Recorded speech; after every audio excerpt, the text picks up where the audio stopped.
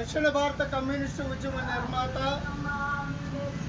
CPM party ప్రథమ ప్రధాన కార్యదర్శి, దేశంలో కష్టజీవులు పేదల యొక్క సంక్షేమం కోరినటువంటి వ్యక్తి కమ్రేడ్ పుచ్చలపల్లి సుందరయ్య గారి యొక్క 40వ వర్ధంతి సందర్భంగా వెంటపాడు ప్రజా సంఘాల కార్యాలయం దగ్గర కమ్రేడ్ సుందరయ్య గారు వర్ధంతి సభ నిర్వహించేందుకు జోహార్లు అర్పించడం జరుగుతుంది. మనం ఎందుకు కమ్రేడ్ సుందరయ్య గారు వర్ధంతి సభలు, జయంతి సభలు నిర్వహిస్తున్నాం? అలాగే ఆయన 1985లో చనిపోతే 40 ఏళ్ల నుంచి ప్రతి సంవత్సరం మన ఆంధ్ర రాష్ట్రంలోనే కాకుండా, భారతదేశంలోనే కాకుండా ప్రపంచవ్యాప్తంగా కమ్రేడ్ సుందరయ్య గారికి జోహార్లు అర్పిస్తూ నివాళులు అర్పిస్తున్నటువంటి సందర్భాన్ని మనం చూస్తున్నాం. ఎందుకు ఈ రోజున వ్యవసాయ కార్మికులు, పేదలు, పేద రైతులు, మధ్యతరగతి ప్రజానిక ఉద్యోగులు కమ్రేడ్ సుందరయ్య గారికి జోహార్లు అర్పిస్తున్నారు అంటే ఆయన యావత్ జీవితాన్ని పేదల కోసం, పేదల సంక్షేమం కోసమే వినియోగించినటువంటి మహోన్నతమైనటువంటి వ్యక్తి. ఈ దేశంలో పేదరికం పోవాలంటే, రైతులు, కార్మికులు, వ్యవసాయ కార్మికులకి సమస్యల పరిష్కారం కావాలంటే 99% ఉన్నటువంటి ప్రజలకి మంచి జరగాలంటే అది సోషలిజం ద్వారానే సాధ్యం తప్ప నేడున్న పెట్టుబడిదారీ ప్రభుత్వాలు పేద ప్రజల కోసం పట్టించుకోవాలని చెప్పినటువంటి మహోన్నతమైనటువంటి వ్యక్తి సుందరయ్య గారు. అలాగే పేద ప్రజల సంక్షేమం కోసం కమ్యూనిస్టు పార్టీని మన నిర్మాణంలో దక్షిణ భారత కమ్యూనిస్టు ఉద్యమ నిర్మాతగాను, దేశవ్యాప్తంగాను, ప్రపంచవ్యాప్తంగా ఘనమైనటువంటి కీర్తి పొందినటువంటి వాళ్ళు కమ్రేడ్ సుందరయ్య గారు.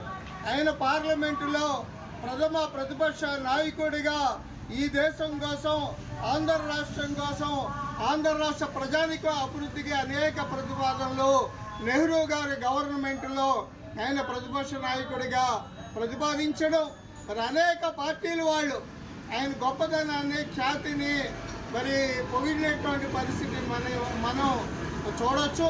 ఆ రకంగా కమ్రేడ్ సుందరయ్య గారు ఈ దేశంలో ఉన్నటువంటి 99% మంది ప్రజలకి సంక్షేమం కోసం, సోషలిజం సాధన కోసం కృషి చేశారు.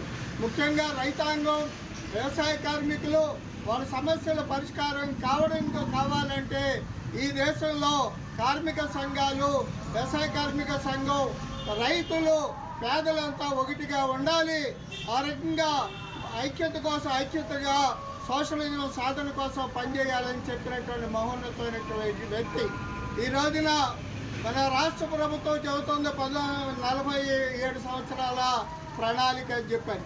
మరి 1950 ప్రాంతాల్లోనే కమ్రేడ్ పుచ్చలపల్లి సుందరయ్య గారు మరి ఆంధ్ర రాష్ట్రంలో, విశాలాంధ్రలో ప్రజారాజ్యం అనేటువంటి పుస్తకం ద్వారా ఈ ఆంధ్ర రాష్ట్రంలో అన్ని జిల్లాలు సమగ్రంగా అభివృద్ధి కావాలంటే, సమగ్రంగా వ్యవసాయాన్ని అభివృద్ధి చేయాలంటే అందుకు అవసరమైనటువంటి ప్రాజెక్టులు, ప్రణాళికలు, వాటికి సంబంధించినటువంటి సమగ్ర ప్రణాళికని రూపొందించారు. అది ఈరోజు కూడా 50 ప్రాంతంలో రూపొందించినటువంటి ఆ ప్రణాళిక ఈరోజు కూడా ప్రజానీకానికి, మరి ముఖ్యంగా ప్రభుత్వాలు, మేధావులు, ఇంజనీర్లు దాన్ని ఒక ప్రామాణికంగా స్వీకరించినటువంటి పరిస్థితి మనం చూస్తున్నాం.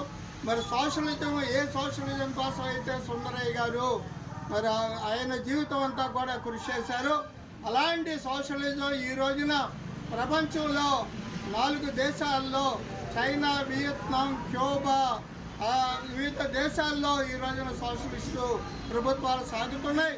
పెట్టుబడిదారీ దేశాలకి, సోషలిస్టు దేశాలకి ఏమిటి తేడా అనుకుంటే మనం కరోనా సందర్భంలో స్పష్టంగా చూసాం. అమెరికా, బ్రిటన్, ఫ్రాన్సు, భారతదేశంతో సహా కరోనా వ్యాక్సిన్ అమ్ముకుంటే క్యూబా, చైనా, వియత్నాం దేశాలు ప్రపంచంలో ఉన్న ప్రజలందరూ కూడా ఉచితంగా కరోనా వ్యాక్సిన్ని పంపిణీ చేయడమే కాకుండా తన దేశ వైద్యుల్ని నలుమూలలకి పంపించే ప్రజల యొక్క మరి ఆరోగ్యాలు కాపాడే దాంట్లో కృషి చేశారు. అందులో ప్రజానీకం సోషలిస్టు సాధన కోసం ముందుకు సాగాలని, సోషలిస్టు సాధన కోసం జరుగుతున్న ఉద్యమానికి ప్రజలందరూ కూడా మద్దతుగా నిలవాలని సిపిఎం పార్టీ తరఫున కోరుతూ కమ్రేడ్ సుందరయ్య గారికి మొదటిసారి జోహార్లు అర్పిస్తున్నా. జోహార్ కమ్రేడ్ సుందరయ్య.